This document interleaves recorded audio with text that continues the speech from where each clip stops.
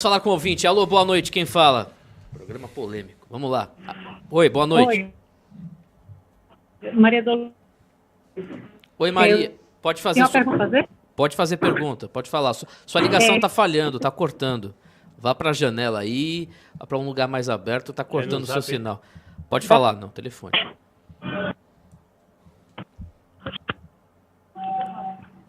Melhorou? Melhorou, pode falar, melhorou. Pronto. Renato, você trabalha com segurança. O que é que você recomenda para segurança pessoal? Segundo, John Forsyth foi eliminado, e eu já lembrei da sua pessoa. E terceiro, podendo sair daqui do Brasil, você recomenda sair ou ficar?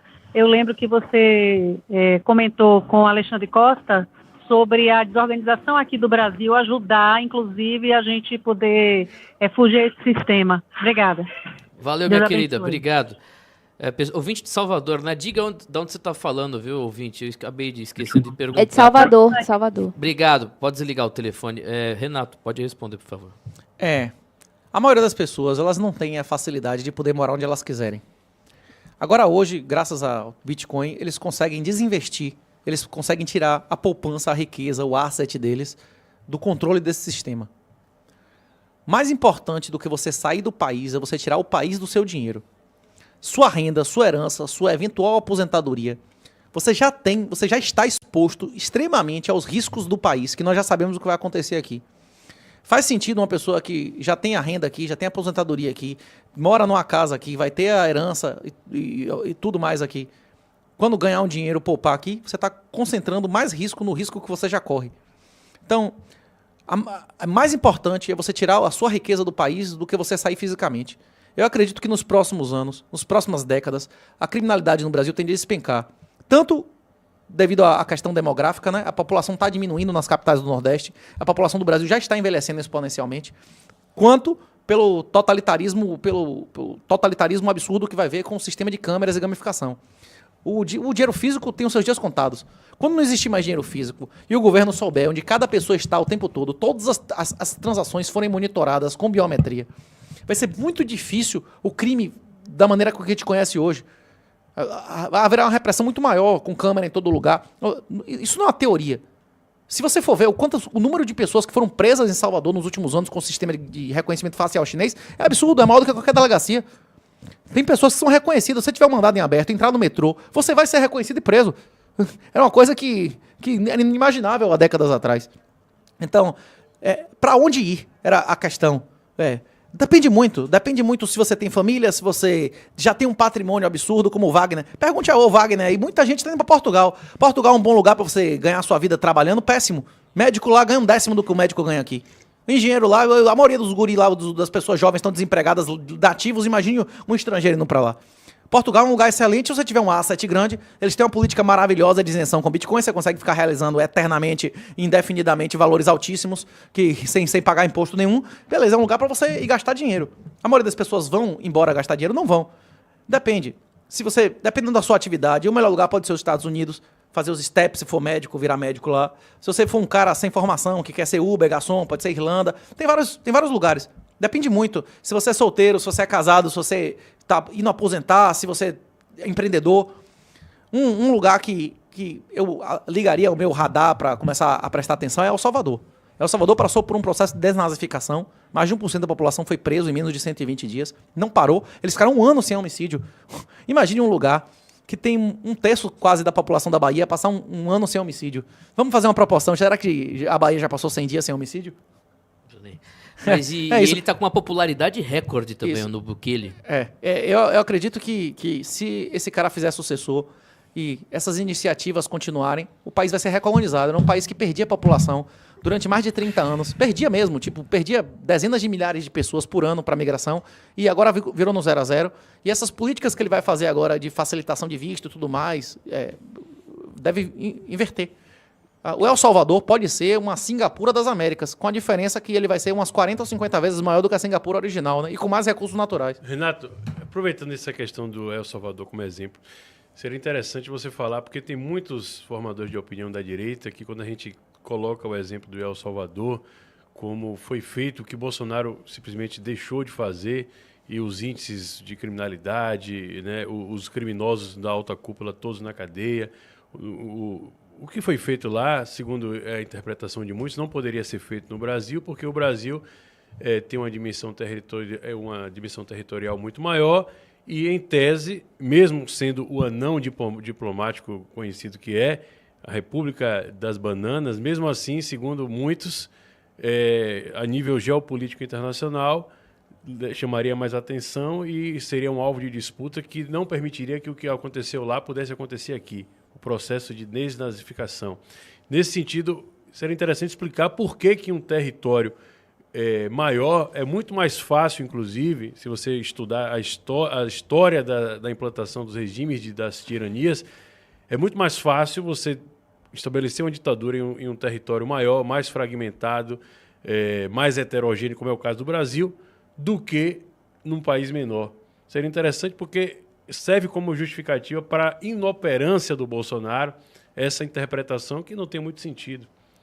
Como é que você pode explicar isso de uma forma mais clara para as pessoas entenderem que o Bukele, né, Bukele que eu falo, o que ele fez lá no Brasil seria ainda mais fácil que o Bolsonaro fizesse, considerando que ele tinha o que o Bukele não tinha, que era, na verdade, o amplo apoio da classe produtiva, né, de forma praticamente absoluta, né, e a popularidade também, para fazer com que aquele sistema fosse cada vez mais ilegítimo diante da população, que foi o que ele fez. Praticamente criou um novo sistema, suprimindo o anterior. Como é que se explica isso aí do ponto de vista didático, para até um débil mental entender isso? Existem duas fontes de verdade. Existe a lógica e existem os dados empíricos, não é isso? Eu posso afirmar que o céu é azul se eu tiver uma determinação objetiva do que é azul, de que espectro de luz é azul, e se eu tiver um equipamento que meça o espectro de luz do céu. Isso acabou, não é isso? Não tem mais discussão. Eu poderia dar opiniões aqui do que é... isso é mais difícil, é mais fácil, mas se a gente for aos fatos, a lógica e aos fatos do passado, do presente e do futuro, o que a gente observa? Tem dezenas de explicações de por que revoluções e modificações... revoluções e contra-revoluções. O Brasil vive um processo revolucionário. O que Bolsonaro prometeu foi uma contra-revolução. Foi uma restauração de valores do Brasil profundo que estavam e estão sendo destruídos. Não é isso que ele propunha?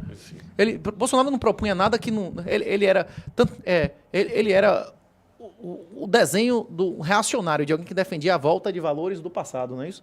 Do que o Brasil realmente era, do Brasil profundo. Né? E chegou lá e fez o oposto. E o Brasil profundo não eram 71 leis feministas, né? Não era a mãe solteira receber o dobro do como é o nome da Bolsa Vagabundagem de Bolsonaro lá? Auxílio Brasil. Auxílio Brasil. Auxílio Brasil. O Brasil profundo é remunerar a mulher que larga o marido. Nunca foi, né?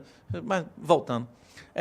Se você quiser ler um livro especificamente que demonstre isso que eu estou dizendo, Hans Hermann Hoppe, Democracia é o Deus que Falhou, tem diversos livros de Hoppe que ele demonstra como qualquer modificação, qualquer imposição, qualquer revolução ou contra-revolução é muito mais fácil em países grandes do que pequenos. Tem diversos argumentos, mas o mais fácil para você entender é o seguinte: se Salvador fosse uma cidade, se Salvador fosse um país, ou a Bahia fosse um país, é muito mais fácil você encontrar o governador, os secretários no shopping, no restaurante, do que você descobrir o governante em Brasília.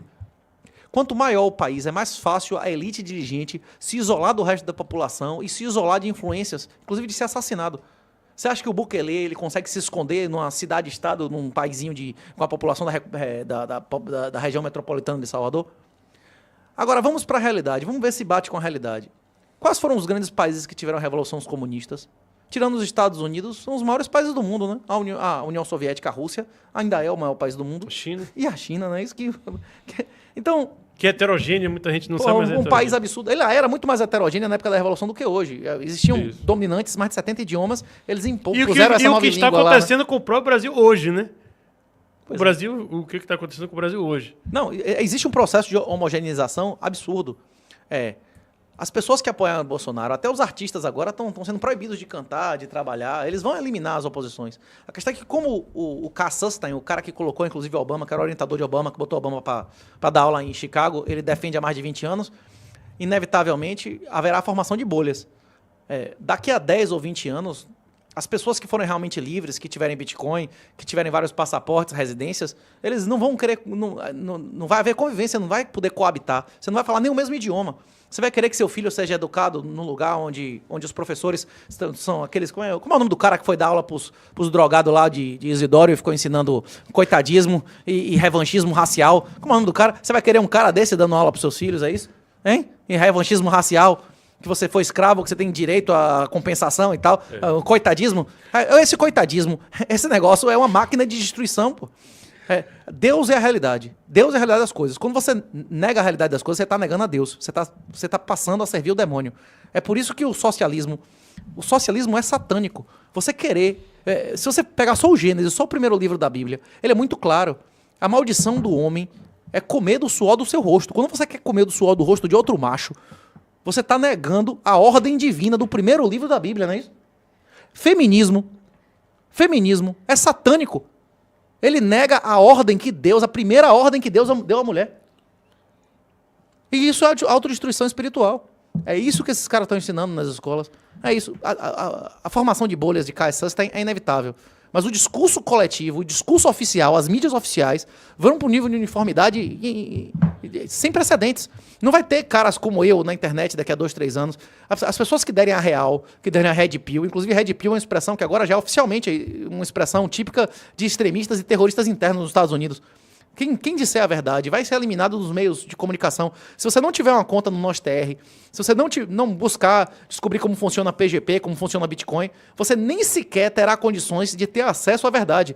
A internet vai ser monitorada. Em poucos anos não vai existir mais dinheiro físico. Se você não tiver Bitcoin, você não vai ter acesso à internet livre. Você não vai ter condição de entrar... De comprar um aparelho que não seja comprometido. Essa semana foi comprovado que todos os 100% dos iPhones, o russo demonstrou, que 100% dos iPhones tem backdoor. Os caras podem fazer gravação ambiente e fazem, de políticos, diplomatas e tal. Você acha que esse chinês não tem isso? Se o iPhone tem isso, imagina o chinês, imagina o Samsung que você tem. Pelo amor de Deus, né? Então, se você quiser ter algum nível de liberdade, a hora é agora, viu? A janelinha tá fechando, viu? A janela de oportunidade vai fechar. E quando ela se fechar, bicho...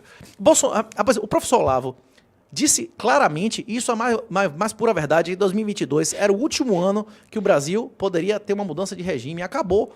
Nunca mais haverá uma eleição que possa modificar as instituições desse país. Acabou. Eles contam os votos, eles escolhem quem são os candidatos, eles escolhem quem tem partido, não é isso? Roberto Jefferson pode ser candidato. Quem dá esperanças... E no final eles ainda podem caçar o cara sem previsão legal, não é isso? Quem dá esperanças de que ainda há possibilidade de reação ao que está posto. Serve a mentira. Serve a quem? Serve a quem? Serve a quem? Quem serve a mentira? Serve a quem? Quem é o príncipe da mentira? O que Bolsonaro está fazendo é isso. Quem é o príncipe da mentira? Deixa eu chamar.